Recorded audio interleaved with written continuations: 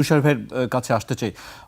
তুষার ভাই, আপনি নিশ্চয়ই বক্তব্য দুটি শুনেছিলেন জামায়াত আমিরের। একটি যেটি হচ্ছে নির্বাচন সরকার জানেন কবে এই আলাপ হয়েছিল ভারতীয় কূটনীতিবিদ বা ভারতীয় প্রতিনিধিদের সাথে? এটি অসুস্থ হওয়ার পরে তিনি বলছেন। তার মানে বেশ কয়েক মাস। তো এত মাস ধরে এটা গোপন থাকলো কেন? কেউ জিজ্ঞেস করে না সেজন্য? মানে আমি বুঝি নাই। উনি তো এটা গোপন রেখেছেন। এটি আমিও বুঝতে পারছি না আসলে। এতদিন গোপন রেখে হঠাৎ ওনার মনে হয়েছে যে এখন এটা বলতে হবে, উনি রয়টার্সকে বলেছেন। ভারতীয় কূটনীতিক বলছেন যে এটি গোপন রাখতে হবে। হ্যাঁ, তার মানে উনি ওই কথা শুনেছেন, তাই না? ওই কথাটি আমল করেছেন, আমলে নিয়েছেন।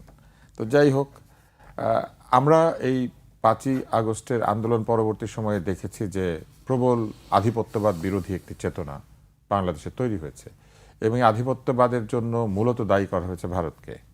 কিন্তু ভারতের এই অনুরোধে তিনি সাড়া দিয়েছেন এবং বেশ একটা লম্বা সময় আমির সাহেব এই কথাটি গোপন রেখেছেন এবং এটি প্রকাশ করেছেন একটি বিদেশি সংবাদ মাধ্যমের কাছে, আমাদের কাছে প্রকাশ করেন নাই, কোনো বাংলাদেশি সংবাদ মাধ্যমে না। কিন্তু তার মানে বাংলাদেশে এটা গোপনই থেকেছে, পৃথিবীর কাছে উন্মুক্ত হয়েছে।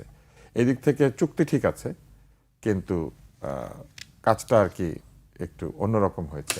আমার খুবই জানতে ইচ্ছা করে, সপ্তভগিনী ছিন্ন ভিন্ন করে দেওয়া হবে, মুরগির গলা দিয়ে ভোজ করা হবে, এসব বলার পরে এই অনুরোধটি রক্ষা কেন করা হয়? গোপনীয়তা। কারণ গোপন চুক্তি খারাপ হলে যে কোনো গোপন কথাই খারাপ, নাকি শুধু চুক্তি গোপন হলে খারাপ আর অন্য কথা ভালো? কথা বলা হয় না না, গোপন চুক্তি খারাপ না ভাই। না বলছি না, গোপন চুক্তি খারাপ না। আপনি আমাকে বলেন গোপন চুক্তি খারাপ না ভালো? না বলছে যে এখানে চুক্তির কোনো কথা বলা হয়েছে। আসেন, আপনি আমাকে শুধু এইটুকু বলেন যে গোপন চুক্তি ভালো না খারাপ? না, অবশ্যই গোপন চুক্তি খারাপ। তার মানে চুক্তির কথা গোপন রাখলে খারাপ, কিন্তু গোপনীয়তার জন্য যদি কথা দেওয়া হয় সেটাও একটা চুক্তি, অলিখিত চুক্তি, এটা ওয়াদা যে আমি আপনার কথা গোপন রাখবো। উনি সেটা রেখেছেন, তাই না? তো তার মানে কিছু কথা থাকে গোপনে, কিছু কথা থাকে আপনে, আর কিছু কথা যায় জাপানে, যেমন রয়টার্সের কাছে চলে গেছে বিদেশে। এইবার আসেন, গণতন্ত্র কি ঐক্যের সরকার চায়? গণতন্ত্র ঐক্যের সরকার চায় না। গণতন্ত্র সংখ্যাগরিষ্ঠের শাসন চায়। আপনি যখন প্রশ্নের উত্তর দিবেন তখন বলবেন যে আমাদের তো 30% হয়েছে, 26% হয়েছে, আমরা অনেক শক্তি সঞ্চয় করেছি। তাহলে সেই শক্তির পরীক্ষা না দিয়ে কেন ঐক্য? এর কারণ হচ্ছে যদি কোনো কারণে পরাজয় আসে তাহলে সরকারের ভাগবাটোয়ারাটা পাওয়ার ইচ্ছা। কারণ সরকারের বিভিন্ন জায়গাতে, প্রশাসনের সব জায়গায় দলীয়করণ হয়েছে। অতীতের দলীয়করণের যে সংস্কৃতি সেটা দূর হয় নাই। আধিপত্যবাদের বিরুদ্ধে, আধিপত্যবাদ বিরোধী বলেন অথবা নয়া আধিপত্যবাদের একটি দলীয়করণ হয়েছে। আমরা চেয়েছি মেধার শাসন, আমরা চেয়েছি মেধার লড়াই হবে। আমরা বলেছি কোটা না মেধা, কোটা না মেধা, মেধা মেধা। তাহলে মেধা বাদ দিয়ে কি হলো? এক ধরনের দলের সমর্থকদেরকে সমস্ত পজিশনে বসিয়ে দিয়ে বলা হলো ওনারাই মেধাবী এবং ওনারাই নিরপেক্ষ। ঘটনা তো তা নয়। দলের বিপরীতে দল যদি আসে তাহলে সেটা মেধার প্রতি জাজমেন্ট করা হলো না। বিএনপির সময় যে সচিব চাকরি পেয়েছেন, যে সচিব পরীক্ষা দিয়ে, সচিবের পরীক্ষা দিয়ে উত্তীর্ণ হয়েছেন, মেধার পরীক্ষা যে প্রথম হয়েছেন, সেই সচিবের চাকরি চলে গেছে, কারণ উনি শুধু আওয়ামী লীগের সময় প্রমোশন পেয়েছেন। এটা কোন যুক্তিতে? এটা দলীয়করণ না, এটা দলীয়করণ।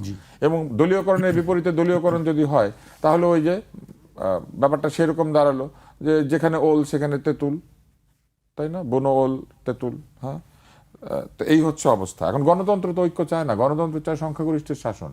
মানুষ ভোট দিবে একটা দলকে ক্ষমতায় নেওয়ার জন্য, আর মানুষের কাছ থেকে আপনি ক্ষমতায় যাবেন এই প্রতিশ্রুতি দিয়ে তারপরে বলবেন যে আমরা এখন ভাই ভাই মিলে দেশ শাসন করি, আমরা তোমরা, তোমরা আমরা। তাহলে আমি ডামি আর আমি তুমি তো একই হলো। ভোটাভুটি হলো, কিন্তু ভোটের পরে আমরা সব এক হয়ে ক্ষমতা ভাগবাটোয়ারা করলাম। এটা কোনোভাবেই গণতন্ত্রকে সুসংহত করবে না, বরং গণতন্ত্রকে বিপর্যস্ত করবে। কিছু লোক জনগণের ভোট নিয়ে তারপরে নিজেরা নিজেদের সিদ্ধান্ত অনুযায়ী আসন ভাগাভাগি করবেন, মন্ত্রিত্ব ভাগাভাগি করবেন, পাওয়ার ভাগাভাগি করবেন। এটা তো সঠিক কাজ হবে না।